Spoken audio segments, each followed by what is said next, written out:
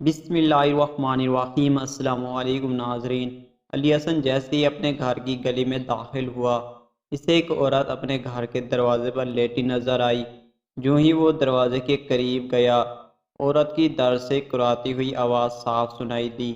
اس نے زور سے اپنی بیوی رضوانہ کو آواز دی، رضوانہ جلدی آؤ، یہ بیچاری عورت بڑی تکلیف میں ہے، اس کی مدد کریں۔ رضوانہ تیزی سے دروازے پر آئی۔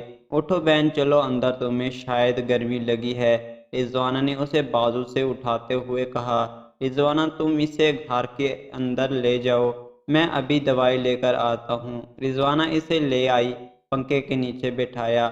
تھوڑی ہی دیر میں علی حسن دوائی لے آیا۔ دونوں نے اسے کھانا کھلایا، دوائی دی، پھر اس عورت کی مظلومیت کی داستان سنی جس میں غربت عام تھی۔ جسمانی لحاظ سے وہ ایک ہٹی کٹی عورت تھی۔ اس کی دکھی داستان سن کر میاں بیوی کی آنکھیں نم ہو گئی۔ اب وہ اکثر آتی، اس کی صورت، اس کے لہجے میں بڑی معصومیت تھی، بڑی مظلوم مسکین عورت لگتی۔ دونوں میاں بیوی اس کی مدد کرتے۔ علی حسن بیوپاری تھا، جمعرات کو منڈی لگتی تھی، وہ صبح سویرے منڈی چلا آیا۔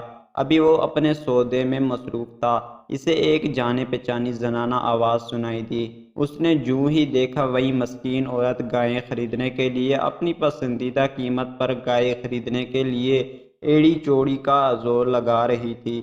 اس عورت نے علی حسن کو نہیں دیکھا، اس کا لہجہ بہت مختلف اور نایا تھا، بڑی تیز ترار عورت تھی۔ علی حسن کا سر چکرا گیا۔ علی حسن اپنا مطلوبہ سودا کر کے گاڑی میں بیٹھا، بڑی کشمکش میں تھا۔ یا اللہ، میں کسی کے بارے میں غلط نہیں سوچنا چاہتا، یہ سب کیا ہے؟ میں اس عورت کے کس روپ پر اعتبار کروں؟